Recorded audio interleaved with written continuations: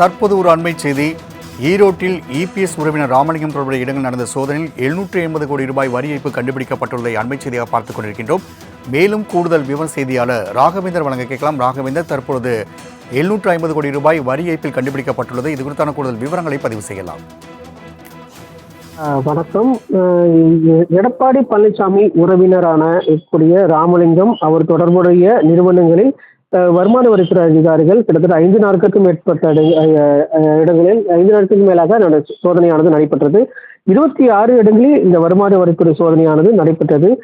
சென்னை, சென்னை தேனாம்பேட்டை, அது மட்டும் இல்லாமல் ஈரோடு, அம்மாப்பேட்டை உள்ளிட்ட பல்வேறு இடங்களில் இந்த சோதனையானது நடைபெற்றது.